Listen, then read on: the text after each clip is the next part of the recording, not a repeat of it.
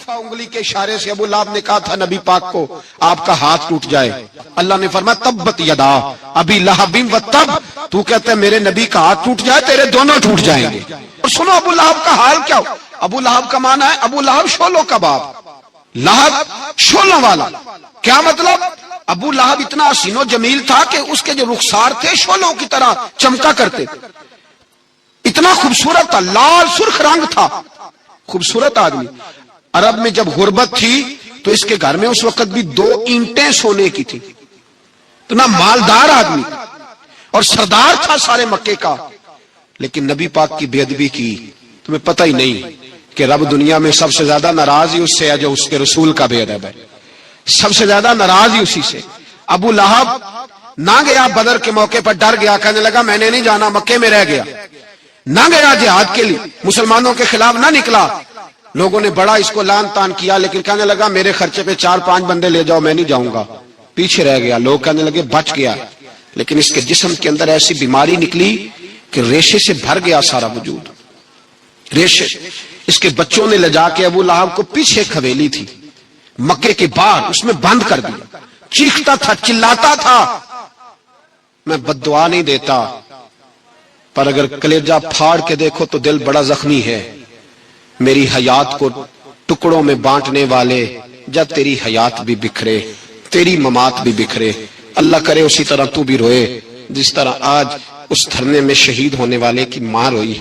اللہ کرے میری حیات کو ٹکڑوں بانٹنے والے، جب تیری حیات بھی بکھرے جب تیری ممات بھی بکھرے، بد دعا ہے تمہارے لیے، بد دعا ہے تمہارے لیے، جب تیری حیات بھی بکھرے تیری ممات بھی۔ بند کر دیا اس کو لے جا کے وہاں پیچھے، اور جب اس کو بند کر دیا کمرے میں تو چلاتا تھا، چیختا تھا، کوئی مجھے بچاؤ، کوئی پانی پلاؤ۔ دروازہ توڑ کے باہر نکلا تو چوک میں مر گیا ابو لہب، اتنی بدبو آتی تھی کہ کوئی قریب نہیں جاتا تھا۔ چوک میں لاش پڑی تھی، یہ ہے میت کسی بے ادب کی، منہ دکھانے کے قابل نہیں، ان کے دشمن پہ لعنت خدا کی، رحم پانے کے قابل نہیں ہے۔ چوک میں لاش پڑی ہے، تبت یدا ابی لہب و تب، چوک میں پڑی ہوئی ہے، کوئی قریب نہیں جاتا۔ اس کے بیٹوں سے لوگ جا کے کہنے لگے تمہارا باپ تھا، شرم کرو۔ ایک ملازم کو پیسے دیے اس کے بیٹے نے، کہا گڑھا کھودو اور میرے باپ کو رسی کے ساتھ پکڑ کے اس میں پھینک دو۔ ایک گڑھا کھودا مکے کی گلی میں اور رسی کے ساتھ پکڑ کر، رسی کے ساتھ باندھ کر اس کی ٹانگ کو گھسیٹ کر اس گڑھے میں ڈال دیا، اوپر سے مٹی ڈال دی، بدبو کا وہ ڈھیر بند کر دیا۔ ابو لہب مکے کا سردار تھا، پر جانے کہاں مردود دفن ہے۔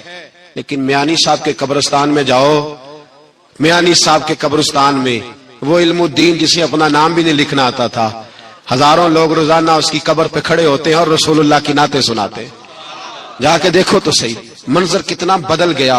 اور جب غازی علم دین شہید کا جنازہ اٹھا تو امیر ملت پیر جماعت علی شاہ صاحب کی چیخ نکل گئی، اور ڈاکٹر اقبال رونے لگے اور قائد اعظم تڑپنے لگے، منتیں کرتے تھے محمد علی جناح کہ یارو تھوڑے پیچھے تو ہٹو، میرا بھی دل کرتا ہے میں بھی ذرا اسے کندھا دے لوں، ذرا پیچھے تو ہٹو۔ محمد علی جناح جیسے لوگ تڑپتے تھے، اور جب قبر میں اترنے کی باری آئی تو ڈاکٹر اقبال نے ہاتھ باندھے، کہنے لگا او دوستو اقبال پہ تھوڑا رحم کھاؤ، اسے میرے ہاتھوں پہ رکھو، قبر میں اتار دیتا، اسے میرے ہاتھوں قوت عشق سے ہر پست کو کر دے، دور میں اس میں محمد سے اجالا کر دے، اور کی محمد سے فاتون نے تو ہم تیرے، یہ جہاں چیز ہے کیا لوح و قلم تیرے ہیں۔ اور اقبال کہنے لگے دیکھو میں شعر لکھتا رہا اور یہ لوہاراں دا منڈا نمبر لے گیا۔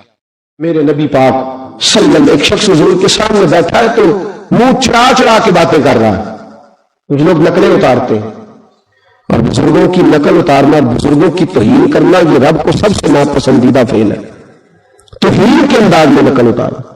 تو کہتے ہیں منہ چڑا چڑا کے باتیں کر رہے تھے، میرے حبیب نے فرمایا نہ ایسے کر، بڑا میٹھے انداز، کیوں اپنے منہ کو بگاڑ رہا، نہ کر۔ کہنے لگا جی ہے ہی ایسا۔ حضرت ابو ہریرہ فرماتے میں قریب بیٹھا تھا، حضور مسکرا رہے اور نہ کر ایسے۔ کہنے لگا جی یہ میرا منہ ہے ہی ایسا۔ فرماتے میں دیکھ رہا تھا حضور کے چہرے کا رنگ بدلا، آنکھوں میں جلال آیا، فرمایا اچھا جا پھر ایسا ہی ہو جائے، جا پھر ایسا ہی ہو جائے۔ کہتے ہیں میں نے دیکھا اس آدمی کا منہ بگڑ گیا، حضرت ابو ہریرہ فرماتے ہیں وہ رویا کرتا تھا مدینے کی گلیوں میں اور کہتا تھا کوئی مجھے معافی لے دو، لیکن گرا جو ان کی نگاہ سے وہ سنبھل نہیں سکتا، گرا جو ان کی نگاہ سے کبھی سنبھل نہیں سکتا۔ کوئی ایسا کام نہ کرے، کوئی ایسا کام نہ کرے، کوئی بھی، جس سے حدیث صحیح میں موجود ہے بنی اسرائیل کے ایک شخص نے اپنی ماں سے بد دعا لی تھی، عابد ظاہر تھا لیکن ماں کا نافرمان تھا، تو اماں نے کہا جا مرنے سے پہلے تو آزمائش میں مبتلا ہو جائے۔ رب کی خفیہ تدبیر سے ڈرنا چاہیے۔ تو مرنے سے پہلے ایسی آزمائش میں ڈال گیا کہ ایک بوڑھی عورت نے الزام لگا دیا، لگا الزام، لیکن زمانے میں رسوائی چاروں جانب ہو گئی۔ تو لوگ آ کے کہتے تھے تیرے ساتھ کیا بنا؟ کہتے کچھ بھی نہیں، میری اماں نے میرے لیے بد دعا کی تھی، اس کا رنگ دیکھ رہا ہے۔ کیوں میں نے ستایا اپنی ماں کو؟ توبہ کر، دعائیں لیا کرو زندگی میں۔ بد دعاؤں والے کام ہم تو 1 منٹ لگاتے ہیں بد دعا لینے میں، 1 منٹ لگاتے، 1 منٹ۔ ایک میں بزرگوں کا پڑھ رہا تھا ایک دفعہ اخبار میں، تو ان کی آنکھیں کالی ہو گئی، اندر سے کالی ہو گئی، تو بیچارے نابینا ہو گئے۔ کسی نے ان سے کہا کہ ہوا کیا؟ تو کہنے لگے ایک شرارتی لڑکے نے میرے آگے کھڑے ہو کے 2-3 دفعہ ریس دی تو دھواں میرے منہ پہ پڑا، تو آنکھوں کے اندر گھس گیا ہے، بڑے علاج کرائے، لیکن اس کی شرارت تھی نا۔ تو وہ کہتے ہیں میں تجھے کہتا ہوں کہ اللہ کرے تجھے بھی کبھی یہ معاملہ ہو، تجھے پتا چلے۔ ہم نہیں، باز ہی نہیں آتے، ہم کسی کو تکلیف دینے کا کوئی موقع ہاتھ سے جانے نہیں دیتے۔ میرے عزیزوں یاد رکھو، ڈھونڈا کرو کہاں کہاں کس کس کو ستا بیٹھے، کس کس کی توہین کر بیٹھے، کہاں کہاں ہم نے لوگوں کے بد دعائیں اکٹھی کی۔ بد دعائیں پیچھا کرتی ہیں، جس طرح دعا پیچھا کرتی ہے بد دعا بھی پیچھا کرتی ہے، وہ پیچھے پیچھے چلتی ہے، وہ تاڑتی ہے۔ عتبہ نے میرے رسول پاک صلی اللہ علیہ وسلم کی بے ادبی کی، حضور علیہ الصلوۃ والسلام کے چہرہ انور پر اس نے معاذ اللہ ثم معاذ اللہ تھوکنے کی ناپاک جسارت کی۔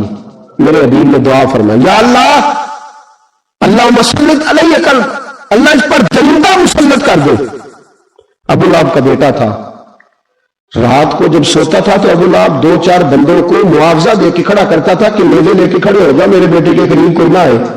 توجہ ہے کہ میزے لے کے کھڑے ہو جاؤ۔ لوگ کہتے تو انہیں نبی بھی نہیں مانتا اور بات ہر ایک مانتا ہے، پیغمبر بھی نہیں مانتا، تو ان کے جملے کہنے لگا میں مانوں نہ مانوں بات الگ ہے، لیکن میرا تجربہ ہے جو اس کے منہ سے نکل جاتا ہے وہ ہو جاتا ہے، جو ان کی زبان ہتھیار سے نکل جاتا ہے وہ۔ ایک سفر پہ جا رہے تھے، قیام کرنا تھا، سونا تھا، 4 پہیاں لگی چاروں جانب، تو بیچ میں ابو لہب نے اپنے بیٹے کی 4 پہی لگائی، بیچ میں لاگ رہے ہیں آپ لوگ، ارد گرد دوسرے لوگ سے بیچ میں، اور لوگ کہنے لگے تو پاگل ہو گیا ہے، اگر کوئی شیر آئے گا تو باقیوں کو نہیں کاٹے گا، صرف اس کو کاٹے گا۔ کہنے لگا بد دعا تو اس کے لیے ہوئی ہے، دعائے ضرر تو اس کو ملی ہے، اسی پہ مسلط ہوگا۔ شیر آیا رات کے اندھیرے میں، لوگ تھکے ہوئے تھے، ایک بندہ جاگ رہا تھا، وہ کہتا ہے اس نے سب کے منہ سونگے لیکن کسی کو اس میں تکلیف ہے، کسی کو تکلیف۔ سنتے سنتے عتبہ تک آیا، اور لفظوں کا فرق دیکھیے گا، آیا ہے، چیرا ہے، پھاڑا ہے، ٹکڑے کیے، حصے بکھرے کیے، لیکن ایک روٹی بھی نہیں کھائی، مار دیا، چہرہ بگاڑ دیا، وجود کاٹ دیا، چلا گیا قتل کر کے، کھایا نہیں، ایک لقمہ بھی اس کے وجود۔ بھائی درندے پھاڑنے آتے کہ کھانے آتے، وہ کھایا نہیں، پھاڑ کے چلا گیا۔ لوگ سویرے پوچھنے لگے صحابہ سے کہ ماجرا کیا ہے؟ تو گیا صحابہ زبان حال سے کہہ رہے تھے گستاخ کا گوشت گندا ہوتا ہے، جانور بھی نہیں کھایا کرتے، گندا ہوتا ہے، یہ میت کسی بے ادب کی وہ دکھانے کے قابل نہیں ہے، ان کے دشمن کو لعنت خدا کی، وہ رحم پانے کے قابل نہیں ہے۔ میرے رسول پاک صلی اللہ علیہ وسلم کی زبان اطہر سے اگر کبھی کسی شخص کے لیے ایسا جملہ نکل گیا تو پھر اس نے بھی اس کا پیچھا کیا، لیکن میرے حبیب نے دعائیں بھی دی ہیں۔ ام حرام بخاری کی حدیث ہے، ایک خاتون ہے رضی اللہ تعالیٰ عنہ، وہ کہتے ہیں ایک دن نا میں نے کہا یا رسول اللہ میرا دل کرتا ہے میرے گھر آئے، تو حضور تشریف لائے تو بڑے تھکے ہوئے، معمول سفر تھا، تو کہتے تھکے ہوئے تشریف لائے تو حضور آ کے بیٹھے ہی تو میں نے دیکھا کہ نیند کی طرف توجہ ہے حضور کی، کہتے میں نے تکیہ پیش کیا تو میں قربان جاؤں محبوب میرے گھر میں آرام کرنے لگے۔ کہتی ہم سارے نظارے دینے لگے، دیکھو ہم کتنے خوش قسمت ہیں کہ ہمارے بسترے میں نور والا نور ہو گئے، ہمارا گھر بھی چمک گیا، روشنی پھیل گئی۔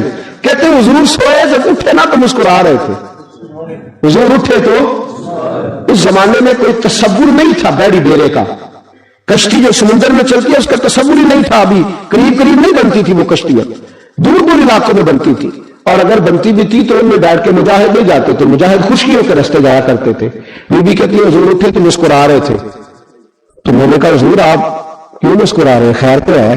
तो नबी पाक ने फरमाया मैंने देखा है सोचते हुए कि मेरी कुछ उम्मत कश्तियों पर बैठ के भी काफिरों के खिलाफ जिहाद करेगी, दरियाओं में भी। इकबाल ने कहा ना दस्त तो दस्त है, दरिया भी न छोड़े हमने, बहरे ज़ुल्मात में दौड़ा दिए घोड़े हम, कश्तियों में भी जिहाद करेगी मैंने देखा है।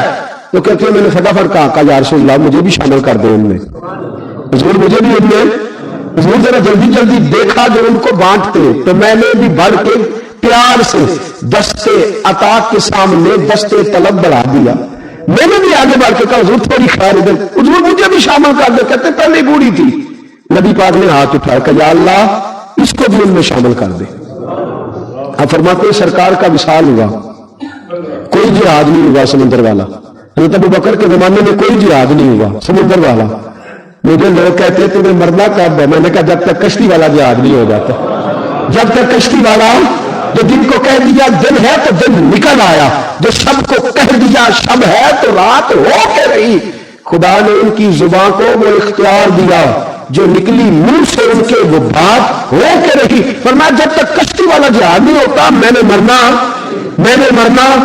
तो फिर बाबे को कहने दो ना अरश फरश पे बांगा मिल गया, मक्के पै गई शोर, और बुल्ले शाह ऐसा नहीं मरना, गाली मुकी बुल्ले शाह ऐसा नहीं मरना है, मार गया कोई होर तुम्हारे शाह कदों मर गए जिन्हें कीतियां बेक कमाइया ने, वो बात ही खत्म कर दी, वो कदों मर गए जिन्हें कीतियां नेक कमाइया ने। हज़रत सुल्तान बाहू रहमतुल्लाह अलैह फरमाते कामिल पीर उन्हां दे बाहू कब्र जिन्हां दी जीवे, फरमाया मैं नहीं मरती।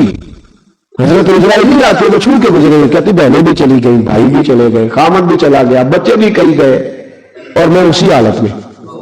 हजरत अबू बकर सिद्दीक का विशाल हुआ, हजरत उमर का विशाल हुआ, हजरत उस्मान का गिन रहे आप लोग, हजरत अबू बकर के 2.25 साल, हजरत सैयदना उमर फारूक के कमो बेश 10 साल, हजरत उस्मान गनी के तकरीबन 11-11.5 साल, कितना अरसा हो गया।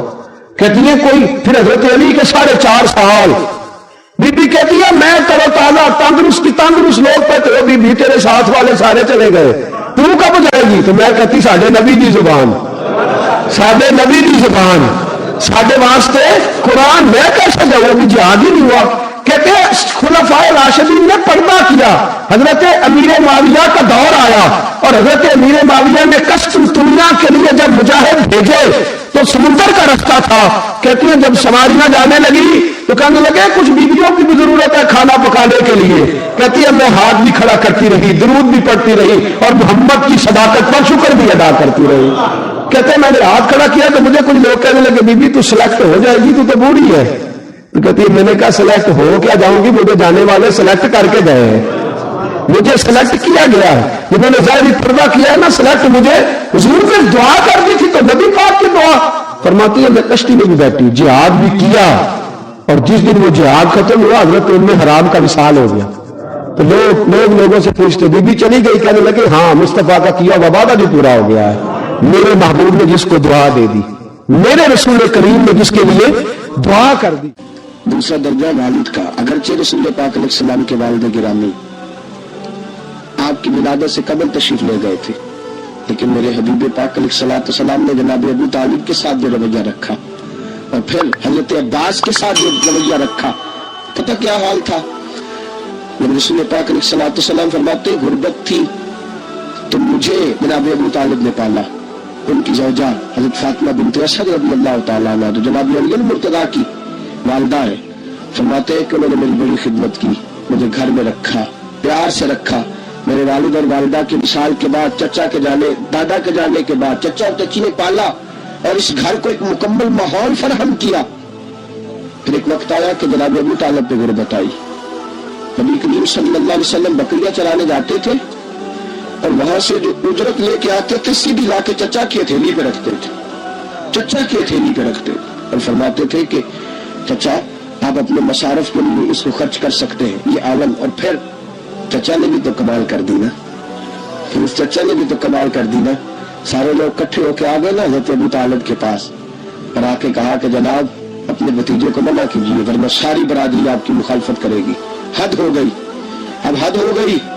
اب ساری ان سے کہیے کہ انہیں دولت چاہیے یا عرب کی کوئی خوبصورت عورت چاہیے یا معاذ اللہ کوئی اور چیز کا مطالبہ کرتے ہیں تو ہم دینے کو تیار ہیں، لیکن ان کو کہتے ہیں کہ یا تو تبلیغ چھوڑ دے، یا ان کا یہ بھی کہنا ہے کہ جو آپ کا مطالبہ ہے آپ بتلائیں. حبیب پاک علیہ السلام نے فرمایا کہ جب وہ میرے سیدھے ہاتھ پہ چاند رکھیں، دوسرے پہ سورج رکھیں، پھر بھی میں اللہ کی توحید کا اعلان کرتا ہی رہوں گا، میں تو اس دعوے سے باز نہیں آؤں گا. جناب ابو طالب نے کہا بھتیجے پھر میں بھی بوڑھا ہو گیا. توجہ ہے آپ کی؟ میری بات سمجھ میں آ رہی ہے؟ جس آدمی کا بڑا سہارا ہو نا، بڑا، وہ جب کہتا ہے نا نہیں، بندہ کی نا کچھ امیدیں وابستہ ہوتی ہیں کچھ لوگوں کے ساتھ. وہ ایک دو چار لوگوں کو کام کہتے ہیں، پھر انہیں پتا ہوتا ہے کہ فلاں آدمی سے میری امید وابستہ ہے، وہ کبھی نہیں جائے گا.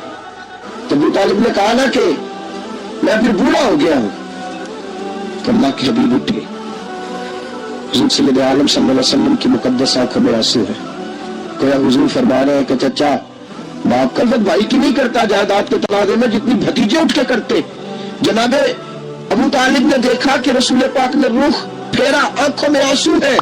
چچا تیری مرضی، یہ لفظ کہے کہ حضور کی آنکھیں باہر آئی.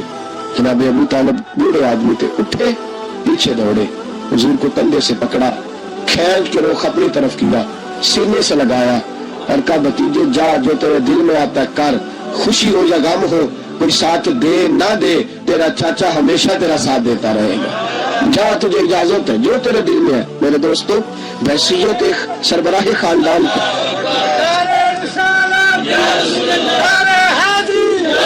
اب ان رشتوں کا تقدم، پھر جب جناب ابو طالب کا وصال ہوا اور جناب ختمۃ الکبریٰ بھی اسی سال میں گئے تو عام الحزن کہا یہ غم کا سال ہے، یہ غم کا سال. رشتوں کا تقدس جو نبی پاک علیہ السلام کے آنے پہ قائم ہوا، قبل اس کے انسانیت اس سے آشنا نہ تھی.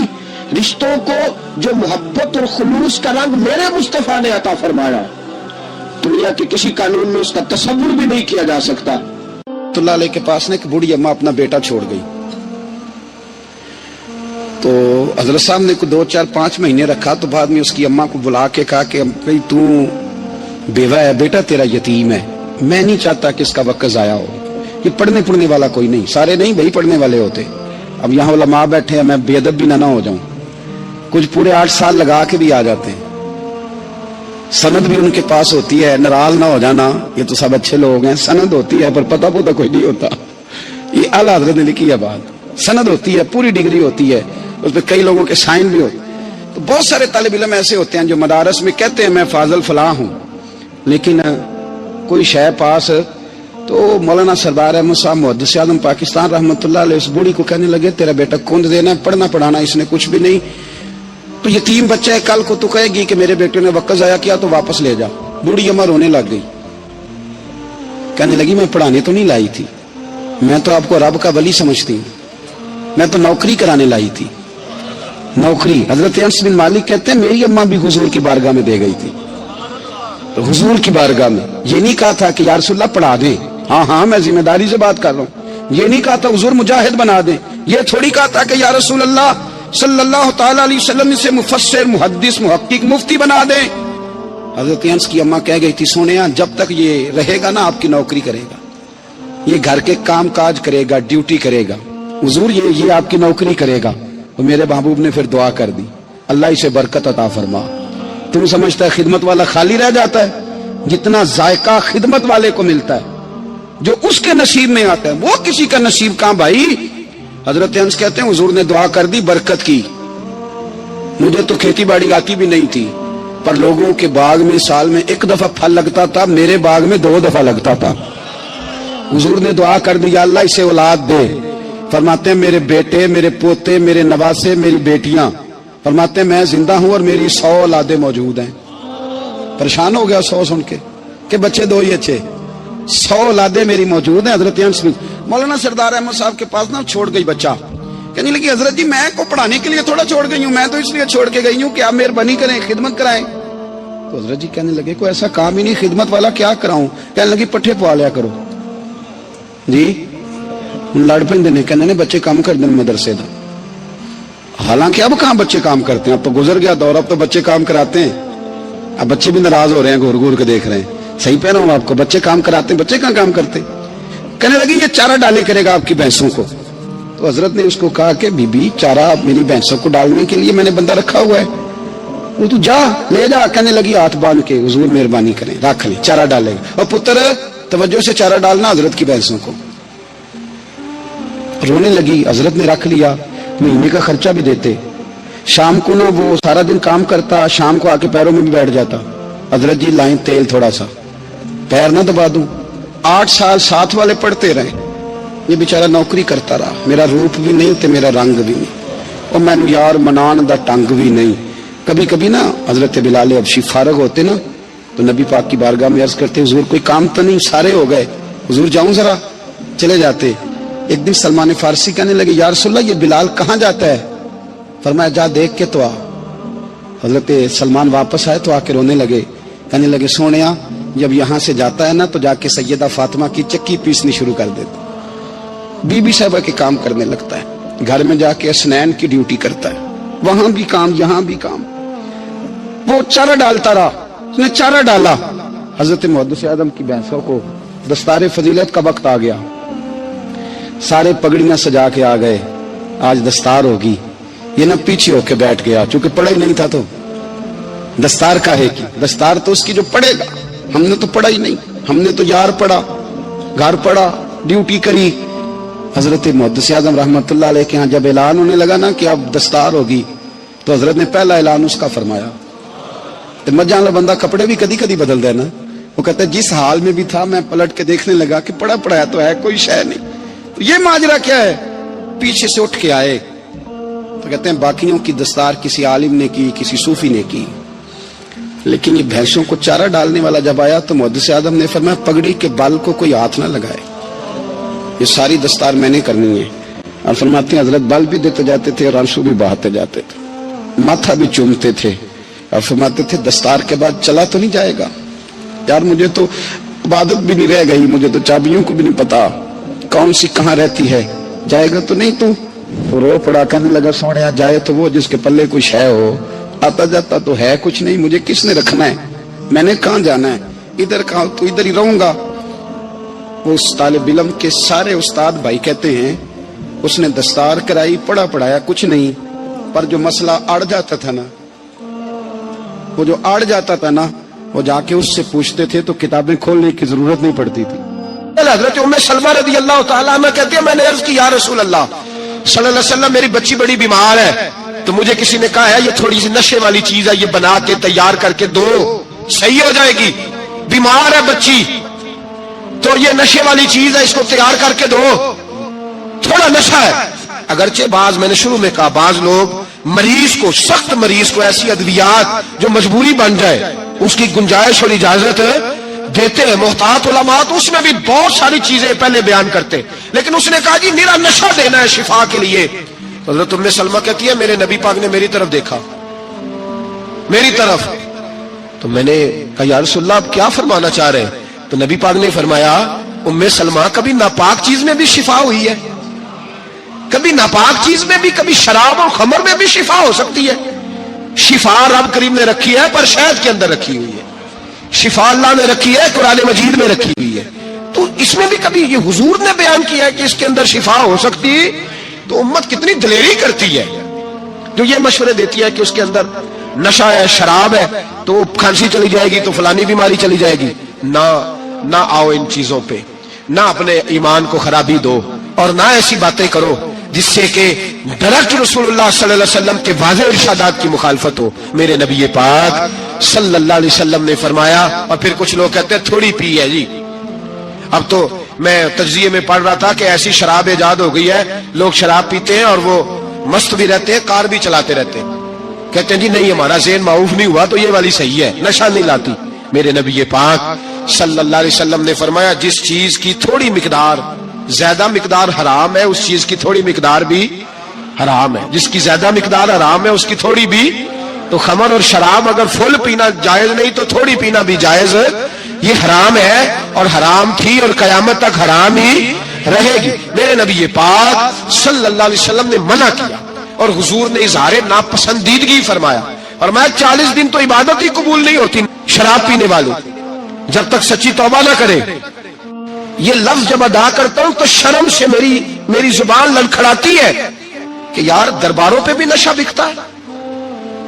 میں یہ بات کر رہا ہوں صوفیاء کا ترجمان، درباروں پہ مزاروں پہ، اور سجادہ نشینوں تمہیں زمین نگل جائے، آسمان تمہیں لے اڑے، تم پر قہر نازل ہو، تم نے باپ دفن کر کے تو وہاں نشے کا اڈا بنا لیا ہے، ماؤں سے بیٹے چھیننے لگے ہو، عورتوں کے سروں سے کپڑے چھیننے لگے ہو، سہاگ مارنے لگے ہو، بیٹیاں اور بیٹے یتیم کرنے لگے ہو، نشہ بیچتے ہو درباروں اور مزاروں پہ، یہ تماشا لگ گیا۔ آپ کیسے کروں یہ بات، پر کرنی پڑ رہی ہے، مجبوری ہے، یہ مضمون مکمل نہیں ہو سکتا۔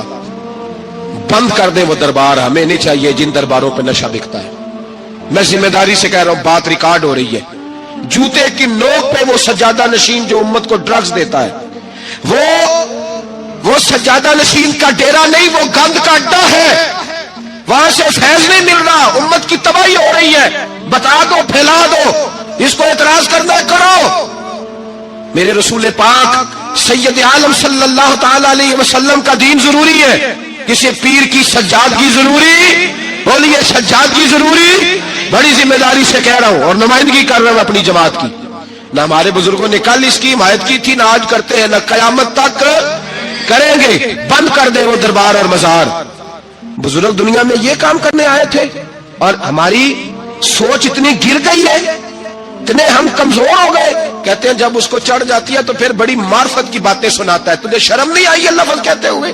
اب نشئی تجھے معرفت سکھائے گا؟ اب تو شرابی سے، بھنگی چرسی سے دین سیکھے گا؟ کہتے ہیں اس نے پی ہوئی تھی، چڑھی ہوئی تھی، میں بات کر دی تو میرا کام بن گیا۔ اتنی گندی اور میلی سوچ صاحب ایمان کی ہوتی ہے، تو اب نشئیوں سے جا کر دعائیں کرائے گا؟ سن، میرے نبی پاک صلی اللہ علیہ وسلم نے فرمایا جو شراب پی لے، نشہ کر لے، اس کی تو 40 دن تک عبادت رب قبول نہیں فرماتا۔ تو کہتا چڑھی ہوئی تھی تو اس نے دعا کر دی، تجھے شرم ہی نہیں آئی بات کرتے؟ حیا ہی نہیں کیا تو نہ جملہ بولتے؟ یہ کوئی تصوف اور طریقت ہے؟ جاؤ اٹھا کے لے جاؤ۔ ایسی کوئی تصوف اور طریقت ہمیں نہیں چاہیے، ہمیں وہ والی طریقت چاہیے جس میں خدا کے قرآن کی بات ہوتی ہے اور محمد مصطفیٰ کے فرمان کی بات ہوتی ہے صلی اللہ علیہ وسلم۔ تو بھائی یاد رکھو، یہ کوئی طریقہ نہیں۔ ایک مزار ہے، مجھے ایک صاحب کہنے لگے آ جائے یہاں بھی فاتحہ پڑھیں۔ میں نے کہا یہاں کیا ہے؟ کہنے لگے تھے تو بابا جی نشہ وشہ کرتے، پر اب سنا ہے لوگوں کی منتیں بڑی پوری ہوتی ہیں، مجھے جذبات بڑے کم آتے ہیں۔ میں نے اس آدمی کو گریبان سے پکڑ لی، میں کہ ادھر ہٹ، وہ تو نشہ کرتا تھا اور تو جاتا تھا، تیری یہ کیسے طاقت ہوئی؟ تو نے مجھے مشورہ دے دیا، تو ہمیں کمزور سمجھتا ہے؟ ہم کمزور ایمان کے لوگ ہیں، اور میں یہاں تجھے کہوں گا نہیں نہیں میں یہاں نہیں جاتا، میں وہاں جاتا ہوں۔ بالکل کوئی لگی لپٹی بات نہیں، کھری بات۔ تصوف وہ، دربار وہ جہاں قرآن پڑھا جائے اور رسول اللہ کی حدیث سکھائی جائے، باقی کوئی مطلب نہیں کسی قسم کا۔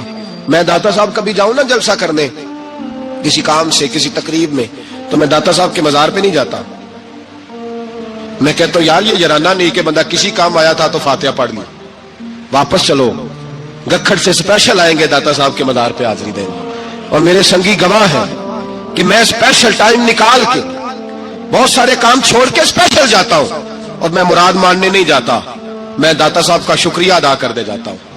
میں ان سے کہتا ہوں حضور آپ کی مہربانی، آپ یہاں آئے تو ہمارے بڑے بھی رسول اللہ کے غلام بن گئے۔ میں تو سلام عقیدت پیش کرنے جاتا ہوں، ہم مزارات پر جانے کے قائل نہیں، بلکہ ہماری تو عقیدت کا درجہ ہی مکمل نہیں ہوتا جب تک ہم مزار پہ سلام نہ کریں۔ پر مزار داتا صاحب کا، مزار خواجہ معین الدین اجمیری کا، مزار غوث اعظم جیلانی کا، مزار محدث اعظم مولانا سردار احمد کا، مزار اولیاء کا، مزار میاں شیر محمد شرف پوری کا، مزار رب کریم کے بندوں کا۔ بھنگیوں چرسیوں کے مزار نہیں ہوتے، اور نام ان مزارات کے قائل ہیں، بالکل قائل نہیں ہم۔ میں تھوڑے دن پہلے لاہور گیا تھا تو میں کار میں میاں صاحب میاں شیر محمد شرف پوری کا ذکر کر رہا تھا، میں اپنے دوستوں سے کہہ رہا تھا یار بہت بڑا بابا ہوا ہے، تو مجھے کہنے لگی کرامت کیا ہے؟ میں نے کرامت یہ ہے کہ ساری زندگی سنت کا درس دیا ہے۔ تو مجھے کہنے لگے آپ کبھی گئے نہیں؟ میں نے کہا میں اسپیشل گیا تھا، اور تھوڑے دنوں کے بعد پروگرام بناؤں گا تو میں ساتھ لے کے جاؤں گا۔ ہم مزارات کے قائل ہیں، حاضریاں دیں گے مزاروں پہ، لیکن بھنگیوں چرسیوں کے مزاروں پر جانے کے قائل ہے، زور سے بولے، یہاں جانے کے قائل ہے، کوئی عقیدہ نہیں ہے ہمارا۔ نشہ بکے گا مزاروں پہ، یہ تصوف ہوگا وہاں، یہ طریقت ہوگی۔ اور ملت پر رحم کھاؤ، خدا را اگر تمہارے قومی ادارے کہتے ہیں رپورٹ کرنے والے کہ 70 لاکھ پاکستانی نشہ کرتا ہے، تو کیا تمہیں یہ نہیں پتا کہ نشہ بیچتا کون ہے؟ کیا تمہیں یہ نہیں پتا کہ ڈرگز کا کاروبار کون کرتا ہے؟ اگر تمہیں یہ پتا ہے تو کیا یہ خبر نہیں تمہیں کہ ان رگوں پر یہ خون اتارتا کون ہے؟ میں اپنے بزرگوں سے معذرت کے ساتھ نشے کا آغاز، ناراض تو نہیں ہو جائیں گے بزرگ، نوجوانوں کو میں لتاڑ لیتا ہوں لیکن بزرگوں کی عزت کرنا سنت ہے، تو میں بزرگوں سے معذرت کے ساتھ یہ یوں سمجھ لیے خوگرے حمد سے تھوڑا سا گلا بھی سن لے۔ نشہ سگریٹ سے شروع ہوتا ہے، سگریٹ سے۔ میں تمباکو کو حرام نہیں کہتا، یہ فتویٰ نہیں دے رہا۔ تمباکو کا حکم وہی ہے جو مولی کا ہے، جو کچے پیاز اور لہسن کا ہے، کہ آپ جب کھا لیتے ہیں تو منہ سے بدبو آتی ہے، تو آپ مسجد میں آئے تو آنے سے پہلے مسواک کریں، منہ صاف کریں، پھر آپ آ جائیں، تو جائز ہے، مکروہ ہے لیکن حرام ہے۔ لیکن تمباکو سے آگے جب حالات بڑھتے ہیں، تجزیہ نگاروں نے لکھا ہے کہ ہمارے پنجاب کے کچھ علاقوں میں اب سگریٹ سے نکال کے نا، پہلے بھی بھرتے تھے لوگ اس میں بڑا کچھ، اب پتہ ہے کہ نیا نشہ ایجاد کیا ہے، اب اس کے اندر چرس بھی بھرتے ہیں اور شپکلی کو مار کے سکھا کے خشک کر کے اس کو پیس کے وہ ساتھ نشے کے ملاتے ہیں، اور اس کا حال یہ ہوتا ہے کہ آدمی کو زیادہ نشہ ہوتا ہے، اور کہتے ہیں وہ اتنا گند ہے کہ وہ آدمی کسی کو دانت بھی لگائے گا تو وہ بندہ بھی بیمار ہو جائے گا۔ کیا یہاں لوگ اسپرٹ نہیں پیتے آپ کے ملک میں؟ اور ہم کبھی سڑک پہ جاتے ہیں تو نشئی کو دیکھ کے مذاق کرتے ہیں، دیکھنا میں ہارن لگاؤں گا تو گاڑی کے ہارن سے گر جائے گا، لیکن تجھے پتہ نہیں کہ یہ کسی ماں کا بیٹا ہے، پتہ نہیں کسی بیوی کا شوہر ہے۔ ایک ہمارے دوست ہیں، بزرگ ہیں، ان کا داماد فوت ہو گیا، نشہ کرتا تھا، تو میں تعزیت کرنے ان کے گھر پہنچا تو کھڑے ہو گئے ہاتھ باندھ کے، کہنے لگے حضرت صاحب باقی ساری گلاں چھڑ دیو، صرف نشے تے تقریر کریا کرو۔ وہ جب جیتا تھا تو تب بھی اس کے بچے یتیم ہی تھے، یتیم ہی تھے۔ میری بیٹی جب میرے گھر آتی تھی اور میں اپنے پوتوں کے اترے کپڑے اسے پہننے کو دیتا تھا تو میرا کلیجہ پھٹتا تھا، اور میری بیٹی اس کی زندگی میں بھی بیوہ کی زندگی گزار رہی تھی، وہ میری بہوؤں کے اترے ہوئے کپڑے پہنتی تھی۔ کوئی دعا کرو، کوئی جلسے کرو، یہ لت ختم ہو جائے۔ اور کہنے لگا اب میرے وہ چلا تو گیا ہے، دادا دادی اس کے پہلے کوئی نہیں، چچا ہے کوئی نہیں، جب تک تو میں زندہ ہوں ان نواسوں کو کوئی روٹی کا لقمہ، کوئی کپڑا مل جائے گا، لیکن سوچتا ہوں میں بوڑھا ہوں، مر گیا تو ان کو کوئی پوچھے گا بھی نہیں، کون ان کی خبر۔ اتنا ظلم اس قوم سے، اتنی زیادتی، اور آرام سے لکھ کر لوگ گزر گئے کہ یہ 70 لاکھ ہے، ان کا درد تو سمجھو، تکلیف تو سمجھو۔ 7 فٹ کا سونا جوان اور نشے کا عادی ہے تو کسی نالی میں پڑا ہوا ہے۔ اور میں نے کہا اس قوم کے ساتھ اس سے بڑا بھیانک مذاق کیا ہوگا؟ کوئی دانشور تھا بڑا ظالم، اس ظالم سے کوئی مشورہ لینے آیا، اس نے آ کے کہا تو بڑا ظالم ہے، بڑے کڑوے مشورے دیتا ہے، میرا ایک دشمن ہے، میں اس سے بدلہ لینا چاہتا ہوں، میرا دل کرتا ہے اس کا بچہ قتل کر دوں تاکہ وہ تڑپے۔ تو ظالم نے کہا اسے قتل نہ کر، وہ تو اس کا باپ 2-4 مہینے رو کے چپ کر جائے گا، پھر میں سخت سزا دینا چاہتا ہوں، مشورہ دے۔ تو اس نے کہا اس کے بچے کو نشے پہ لگا دے، جس کا بچہ نشہ کرے گا وہ باپ روز مرے گا، روز جیے گا، وہ ماں روز مرے جیے گی، نشے پہ لگا دے۔ اس قوم کے ساتھ سب سے بڑا ظلم یہ ہوا کہ ملت کا جوان نشے پہ لگ گیا، ڈرگز پہ لگ گیا، اتنے تباہ حالات ہوئے کہ جوان چڑھتی جوانیاں، اماں نے کتاب دے کے بھیجا تھا، اور کالج سے واپس آئے تو نشے کے ٹیکے ہاتھوں میں پکڑے ہوئے، ٹیکے۔ اور آپ کے اس ملک کے اسلام آباد میں ایک دن میڈیا نے وہ خبر بھی وائرل کی اور وہ چیز بھی دکھائی لوگوں کو، 3 مہینے کا بچہ لے کے نشئی سڑک پہ آ گیا، اس نے کہا میرا نشہ ختم ہو گیا، میرا بچہ خرید لو، 2 پڑیاں دے دو۔ تو وہاں بیبیاں جو سن رہی تھی وہ بھی چیخیں مار کے رو رہی تھی۔ یہ ظلم کیا اس قوم کے ساتھ، اور کرپشن کی لعنت نے اجازت دی سپلائی کرنے والوں کو کہ گلی گلی بیچے، گلی گلی انہوں نے کچھ تھوڑا ظلم نہیں کیا ان حکمرانوں نے؟ اور ہماری اپوزیشن، اس کو نہ صرف اتنا پتا ہے کہ یہ جائیں اور ہم آئیں، اس سے زیادہ کوئی غرض نہیں۔ بھائی کرپشن کے خلاف نکلو ہو تم، نشے کے خلاف کس دن نکلو گے؟ جوئے کے خلاف کس دن؟ قوم تو مر رہی ہے نشے سے، اس کے خلاف میدان میں کب آؤ گے؟ صرف اتنا ہے کہ یہ جائیں اور ہماری باری آئے، اس سے زیادہ کچھ نہیں۔ یہ تھا ابو جہل، جہالت کے باپ کا عبرتناک انجام، جس نے حق کی مخالفت میں اپنی دنیا و آخرت برباد کر لی۔ اسلامی واقعات سننے کے لیے چینل کو سبسکرائب کرنا نہ بھولیں۔ شکریہ۔